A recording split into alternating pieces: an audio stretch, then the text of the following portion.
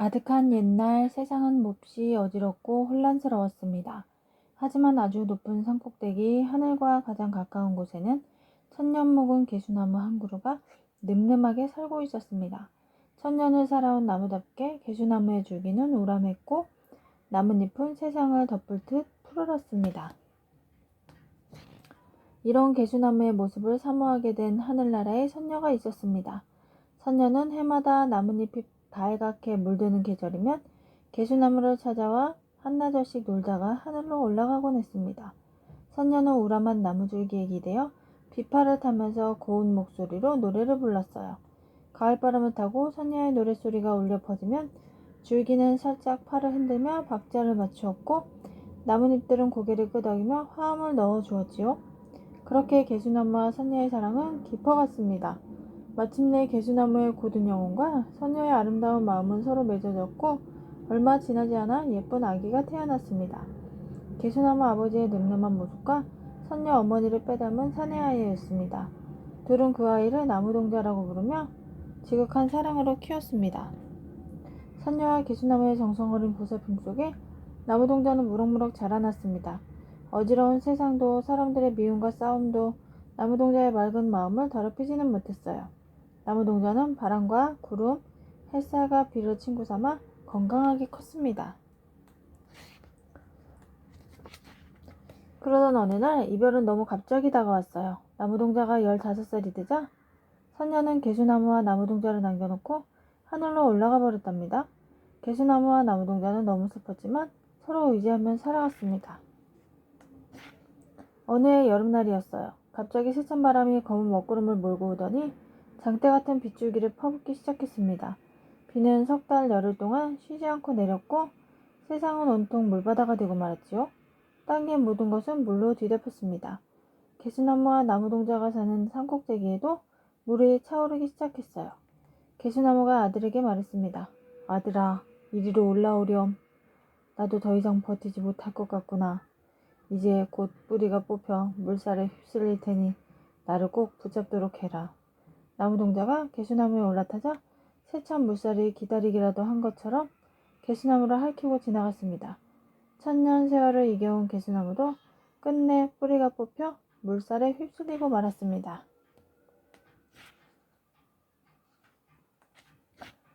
그때 100일 동안 쉬지 않고 내리던 비가 그쳤습니다. 개수나무와 나무동자는 물결을 따라 하염없이 떠내려갔습니다. 사방을 둘러보아도 육지는 보이지 않았어요. 살아있는 것이라곤 아무것도 없었지요. 그나마 높은 산들은 조금씩 물 위로 모습을 드러내기 시작했습니다. 아버지, 저기 산이 보여요. 나무동자가 기뻐서 소리쳤습니다. 그래, 물이 빠지는구나. 이제 조금 더 지나면 우리도 편히 쉴 수 있는 곳에 닿을 수 있겠다. 개수나무와 나무동자는 산을 향해 떠내려갔습니다. 그렇게 산을 향해 떠내려가던 어느 날 이런저런 얘기를 주고받으며 흘러갈 때였어요. 나무동자의 귀에 아주 작은 목소리가 들렸습니다. 살려주세요! 살려주세요! 주위를 둘러보니 아주 작은 개미들이 허우적거리고 있었어요. 나무동자는 개수나무에게 물어보았습니다. 아버지, 개미들을 아버지 등에 태워도 되겠지요? 그래, 어서 내 가지 위에 태워줘라. 하찮은 개미 일망정, 생명은 소중하니까. 개미들은 개수나무의 가지 위로 올라탔습니다.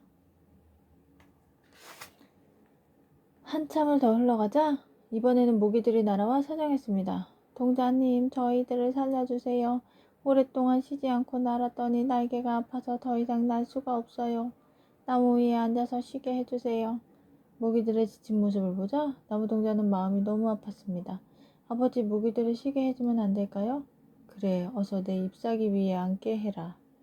남의 어려움을 모르는 채 하는 것은 도리가 아니니까.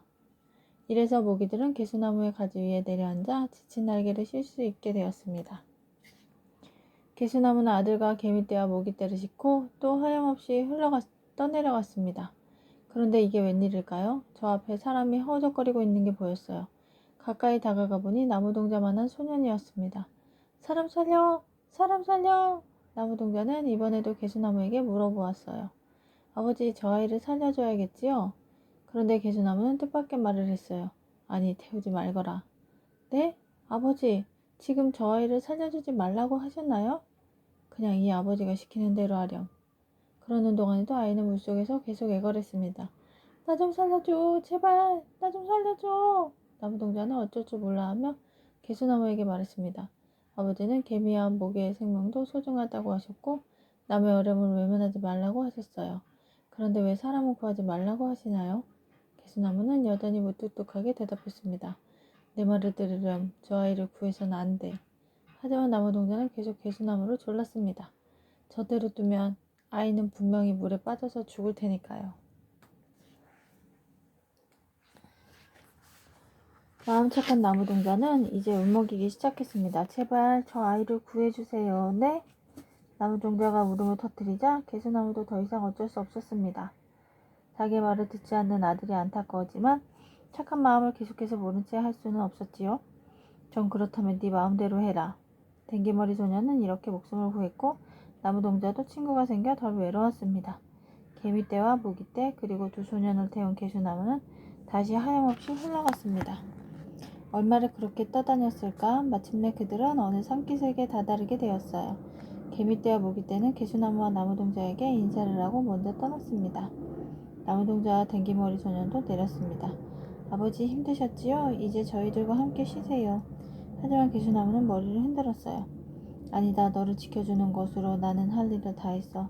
이제는 너 스스로 이 세상을 살아가야 한다. 이 말을 남기고 개수나무는 멀리 떠내려갔어요. 나무동자가 목 놓아 울면서 아버지를 불렀지만 더 이상 개수나무의 모습은 보이지 않았죠. 그러다가 저녁이 되었습니다. 둘은 어디로 가야 할지 막막했습니다. 그런데 멀리 산 쪽에서 불빛이 보였어요. 둘은 정신없이 그리로 달려갔습니다. 그곳엔 오두막 한 채가 있었습니다. 늙은 어머니가 어린 쌍둥이 소녀를 데리고 살고 있는 집이었습니다. 새하얀 머리에 날카로운 눈매가 왠지 무서워 보이는 할머니였어요. 그렇지만 세상 어디를 가도 사람 그림자조차 볼 수 없었기에 둘은 할머니가 그렇게 반가울 수 없었지요. 갈 곳이 없는 나무동자와 댕기머리 소녀는 할머니의 허락을 얻어 그곳에서 함께 살게 되었습니다. 그렇게 세월은 흘러 두 소년과 두 소녀는 이제 결혼할 나이가 되었습니다. 할머니는 죽기 전에 두 소녀를 짝지어주고 싶었어요. 더구나 세상에 사람이라곤 그들 넷과 할머니뿐이니 어서 결혼을 시켜 자손을 퍼뜨려야 했지요. 할머니는 무척 고민했어요. 두 소녀는 쌍둥이였지만 마음씨는 정반대였거든요. 할머니는 그 중에서 마음이 착한 큰소녀를 더 아끼고 있었습니다. 큰소녀는 마음이 여리고 착하니 둘 중에서 더 착한 녀석을 짝지어 줘야겠는데 하지만 할머니는 둘 중 누가 더 착한지 알 수가 없었어요. 나무동자와 댕기머리는 둘 다 마음씨 좋은 큰소녀를 좋아하고 있었어요. 사실은 큰소녀도 늠름한 나무동자의 모습과 착한 마음씨를 좋아하고 있었지요. 그러나 큰소녀는 가슴앓이만 할 뿐 할머니께 말씀드리지 못하고 있었어요. 나무동자도 마음만 설렐 뿐 어쩔 줄 몰랐어요. 그러나 눈치가 빠른 댕기머리는 할머니의 마음을 눈치채고 나쁜 마음을 먹었어요. 나무동자를 거짓말쟁이로 만들면 할머니가 나를 선택하실 거야. 그래서 댕기머리는 할머니에게 이렇게 말했어요. 할머니, 나무동자가 아주 신기한 재주를 가지고 있는 줄 모르셨죠? 할머니는 놀라서 물었습니다. 나무동자가 대체 무슨 재주를 갖고 있느냐? 큰소녀와 혼인하고 싶은 마음에 댕기머리는 거짓말을 했어요. 나무동자는 좁쌀 한 마를 모래밭에 뿌려도 모래 하나를 안 섞이게 다시 주워 담을 수 있대요. 어제 저에게 자랑을 하더라고요. 그래, 혹시 나무동자가 거짓말을 하는 것이 아니냐? 어떻게 모래밭에 있는 좁쌀을 모래 하나 안 섞이게 다시 주워 담을 수 있겠느냐? 아니에요. 나무동자가 저에게 진짜라고 말했어요.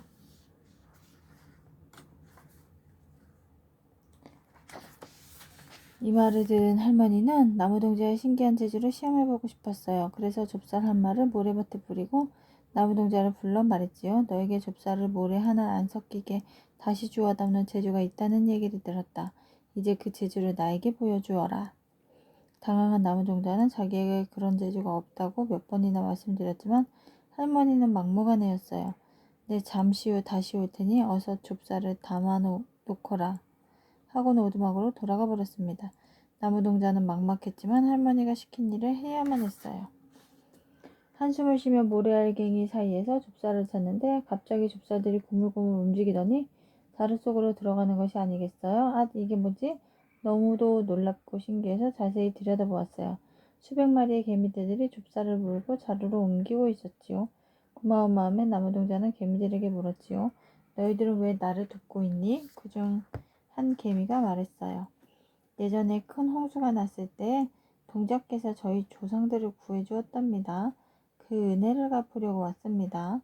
순식간에 자루는 좁쌀로 가득 찼고 개미들은 나무동자에게 인사를 하고 떠났어요.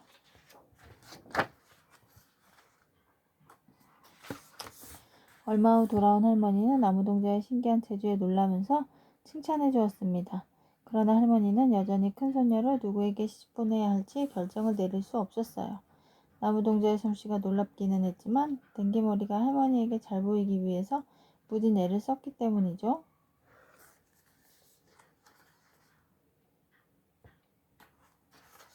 결국 할머니는 모든 걸 하늘의 뜻에 맡기기로 했어요. 그래서 할머니는 큰손녀를 오두막의 동쪽 방에, 작은 손녀를 서쪽 방에 들어가게 했지요. 그리고 나무동자와 댕기머리에게 말했어요. 너희들 모두 큰애를 좋아하고 있다는 것을 안다. 하지만 나는 손자 같은 너희 둘 중에 누구 하나를 선택할 수가 없구나. 너희들 마음대로 어느 방에든 들어가 그 방에 있는 사람과 부부의 연을 맺어라. 나무동자는 진심으로 큰손녀와 결혼하고 싶었지만 어느 방에 있는지 몰라 마당에서 서성거렸어요. 바로 그때 귓가에 모기들의 합창소리가 들려왔어요. 동쪽 방에 큰아가씨 앵앵, 동쪽 방에 큰아가씨 앵앵. 이 모기들은 내가 구해준 그 모기들의 후손이구나. 나무동자는 모기들이 일러주는 대로 동쪽 방으로 들어갔어요. 큰손녀가 다소곳이 앉아 있었지요. 둘은 서로 너무 기뻐서 어쩔 줄 몰랐답니다. 이렇게 맺어진 두 쌍의 부부는 행복하게 살게 되었고 그들이 낳은 많은 자손들이 퍼져서 이 세상에 다시 사람이 살게 되었답니다.